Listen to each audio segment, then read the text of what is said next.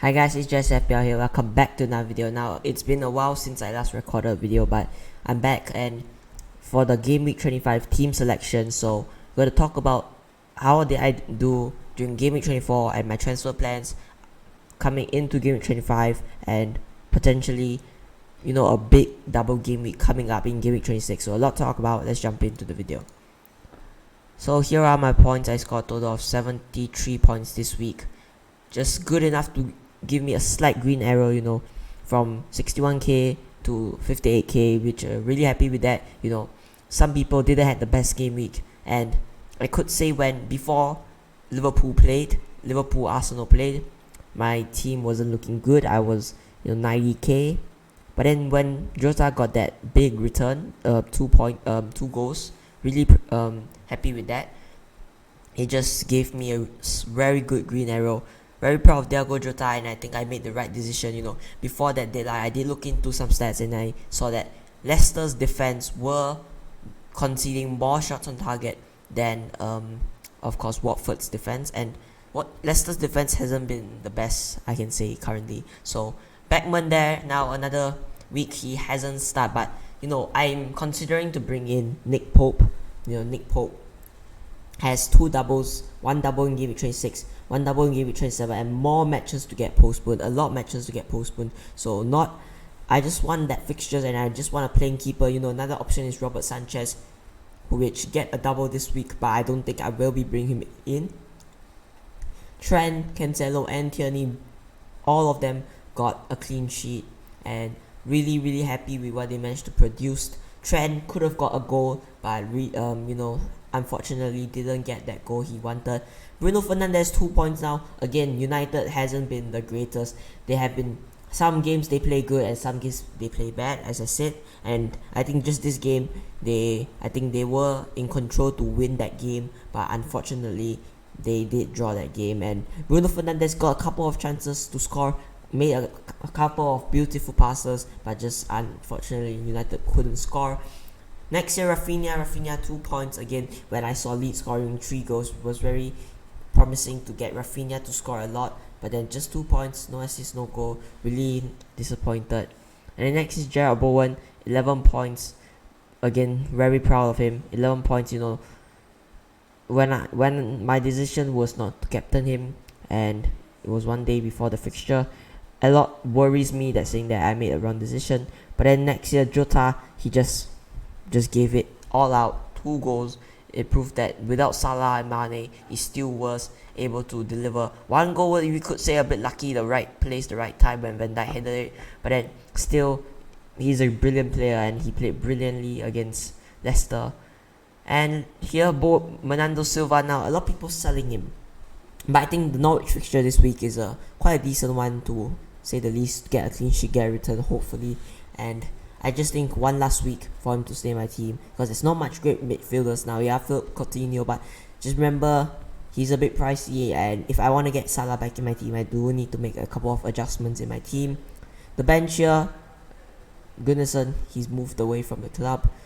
Dominic Calvert-Lewin again. Frank Lampard did lose that game, but again, Dominic Calvert-Lewin did the start. So I think Frank Lampard has a change of mind that's saying Richarlison playing one striker is better, and Richarlison is that one striker. Diop didn't play, and Alonso, his club is in the FIFA Club World Cup. He's not going to play in a couple of weeks.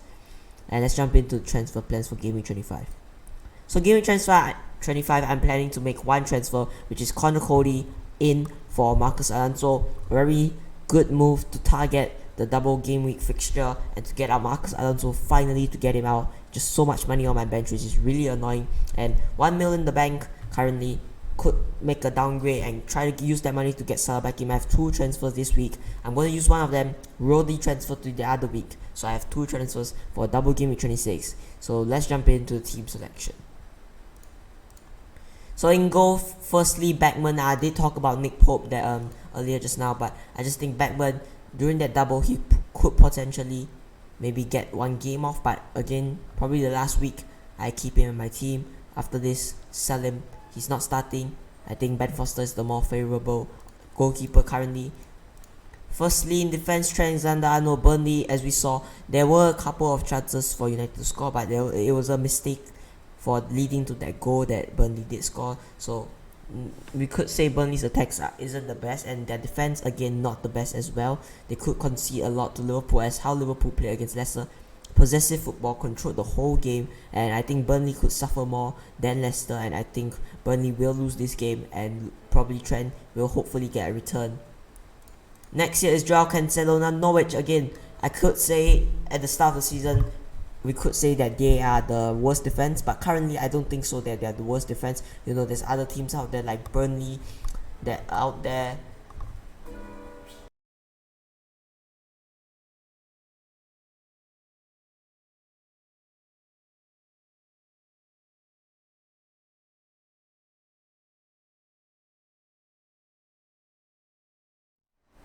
So my mic was muted. So Cancelo, at the start of the season we could say that they are the worst defense in the league, but currently I think Norwich, we could say they are a slightly improved defense under Dean Smith, but I just think still City, Cancelo, is gonna be a high scoring week for Cancelo, that's for sure. Cancelo, you could say he's playing like a midfielder. He's driving up the pitch, getting crosses in the box. Really happy with what he's managed to produce, and these two players are really essential, and I think if you don't have them, you will suffer in your rank. Next year, Connor Cody, the new signing, bring him in, jumping straight into my team, because currently Tierney does blank this game week, and hopefully Connor Cody will be the good replacement for Tierney for a week, and then probably Tierney will come back in. But Connor Cody, I've spoken about this before. For me, in my opinion, the 4 best defense in the league, the 5 best defense in the league, currently Liverpool, City, Arsenal, and Wolves. These defense, I think, in my opinion, are very solid. If you watch Wolves game, it could say that this was one of their poorer games, but when they play the big teams, Man City, Liverpool, Man United, they don't concede 3-4 goals, they concede 1 goal, and that 1 goal you could make and expect, you could make that 1 goal. Maybe it's quite not the easiest goal to score. That proves that Wolves defense are very solid, and especially against top 6 teams, they will turn up. And I'm gonna say this now, Tottenham, it's gonna be a tough game for Tottenham to win, especially to score a goal. Yeah, they have Heung-min Son, Harry Kane, but if you look at their Wolves defense, I can say it's pretty solid. So hopefully a clean sheet. If not clean sheet, we saw it with earlier a couple game weeks ago, Connor Cody scoring a header. So during that set piece, he will get up there and try to score as well. Next year, Bruno Fernandes, gonna keep him. No plans to bring Salah in because he does double against Southampton and Brighton. And I think if you say captain, he's the favourable option. And Bruno Fernandes, United again, they are a 50-50 team. They turn up, they turn up. They don't turn up, they don't turn up. Either one, if they turn up, they play really well and score a lot of goals. They don't turn up, they play they play rubbish, and then it's going to be very hard for them to score. So we could see at the first 15 minutes, we could see either if they are, if they're playing well or playing bad, or it could split into a first half, second half. They play really well in the first half, play very bad in the second half. It could be this scenario, but I just think Bruno Fernandes is still the good option. In my opinion, Ronaldo isn't that great. I just think that pressing play style doesn't suit Ronaldo, and I think Rangnick, you see the last game he did start Cavani, so I just think that these strikers are old, and I think that they don't have the stamina to press as much as Rangnick expects. So I think Bruno, whoever plays up there, Ilanga, possibly Ilanga, I think Bruno will be able to create chances for those quality players, Ilanga, Sancho, and Rashford, Ronaldo, Cavani. These players to finish, they are all great finishers, and I just think that if a great chance comes to them, I think they will not take the chance and try to score that chance. So next player here is Rafinha. Rafinha 6.5 mil. Now last week in game week 23, I did captain him, but you could see that Rafinha during that game, he did produce a bit, not the best game, I can say not the best performance for Rafinha. But again, this proves that Leeds, with a lot of injuries, they still managed to able to score goals, not relying on one player, which this proves that they have great finishers in that team. And if Rafinha creates the right chances for those finishers, I think those finishers will be able to score those goals and get Rafinha some points. Next year, Gerard Bowen, now Leicester away. Now Leicester, I've spoken about this before. I think one of the poorest defense in the league. Just they are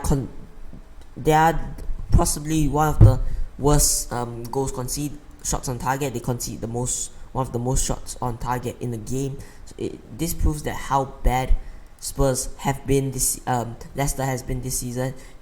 Kasper Schmeichel, if they didn't have Kasper Schmeichel, I say that they probably would sitting bottom of the table. Not bottom, but slightly lower than their current position, because I think that goalkeeper, Kasper Schmeichel, is a really great goalkeeper. Wesley Fofana, yeah, he's coming back slowly but surely, but I just think still that Leicester defense hasn't been the best this season. They concede the most shots on target in the league. The second most is Leeds, and then Norwich, and then United. So this proves that how poor Leicester has been this season. You could say their attack has been brilliant. I agree, attack very good, but defense just shambles. And I just think Gerard Bowen, he's in form right now, and I think he will go there and turn up, and he will be able to score a lot of goals. Next year, Diogo Jota, no words from me, super player. Luis Diaz, Harvey Elliott, these players coming back. Sadio Mane, Mohamed Salah coming back from AFCON. I don't care how many players are coming back. He has nailed a spot in the Liverpool forward. Firmino yesterday was really, really poor if you watch the game. Not the greatest game he played. Luis Diaz, yeah, you could make, there was a couple of chances which could have been goals, but he didn't take those chances. And I think Klopp will see that ideal front three as Sadio Mane, Mohamed Salah, and Diogo Jota. I think the second, one of the likely ones to get rotated could be Sadio Mane, and then Diogo Jota, and then Mohamed Salah. We don't know. Salah has played a lot of minutes in AFCON, so maybe that double game week isn't the best time to triple captain. I'm gonna say this: next week, double game week 26, I think Trent could be a possible great captain option. He has clean sheets to get. He has crosses, assists, and he's advancing really high up. And I think he's more nailed, less competition in that place. Like if you go for Robertson, he has Simicast there to complete. If you go for Salah triple captain, you have Luis Diaz, Harvey Elliott, Roberto Firmino, Sadio Mane, these players to complete for that spot. And I just say that Jota has proven himself as a top quality player, and I think he will continue to prove himself and to prove Klopp that he deserves a spot in the first 11. Next year is Bernardo Silva. Now Norwich away. Norwich, very poor. Okay, they slightly improved against under Dylan Smith. Still a City side which are gonna make Norwich run. They're gonna make Norwich run. Pass the ball here, pass the ball there. Keep possession and attack after attack. I think this could be a big high scoring game for Manchester City, possibly a 6-7-0. But if Norwich does defend well, they are at home, so a bit of home atmosphere there. If Norwich defend well, yeah, maybe 2-3 goals, but at the very least, I think they're going to concede 2 to 3 goals or above. Next is Mikel Antonio. Now I just think there's no good forwards at the moment. If you want to go for a good forward, go for a cheap one. Not worth to risk yourself on these expensive ones. Forwards I would suggest currently Wog Warhouse, Ollie Watkins, and Broya. These three I think are the best forwards currently. Yeah, except the expensive one, then Harry Kane, Cristiano Ronaldo. Ignore them. I think these three, if you want to go for a mid-price forward, go for these three. Not even mid-price. Broya is 5.2. I really want to get Antonio out, but Leicester, very poor defense. Want to keep him for this week. Maybe in the upcoming weeks, could possibly sell him. But now, he's going to be staying in my team. Didn't pull up the best performance against Watford, but possibly could see him back at probably we could see him playing at his best again, like how he started the season off. Lastly here, Josh King. Now with Calvert-Lewin not starting last game, it worries me that he won't start this game as well, as we could see Frank Lampard ideal front three was Demarai Gray, Richarlison. So these players, I think we could see like who Frank Lampard prefers, and I think I agree with that. Dominic Calvert-Lewin hasn't played the best this season, injuries. So I think Josh King will start over him. On the bench, Goodman's move away from Brentford. Keep cheap keeper, just gonna keep him there. And as I talked about Dominic Calvert-Lewin, Leeds are I could say a poor defense, but if he doesn't start, what's the point of looking into their defense? So the most important thing is that place in that team. I don't want to risk it. Put him in my first 11. He doesn't play, and then at the end gets a couple of minutes, 1 point. I think it's just a waste. And I think King is a more solid option on penalties. He's got probably most likely to play 90 minutes, and I just think King, solid option, better chance of scoring. And Isaac Diop, Zoma's back. I just don't see a way that he's gonna start unless maybe worst case scenario one of them gets their defense suddenly gets some, maybe gets injured. Yeah, then we could see him starting. But no, I said it before, a short term move last time. I moved on him, and probably until my wild card I won't touch him and leave him on my bench. Lastly, Kieran Tierney, his match, he has no match this week, no fixture this week, so it's gonna be last on my bench. So guys, captains real quick. Captain on Bruno Fernandes, I think is a no-brainer. Vice captain João Cancelo, and it's been me, Jess FPL. See you guys in the next one.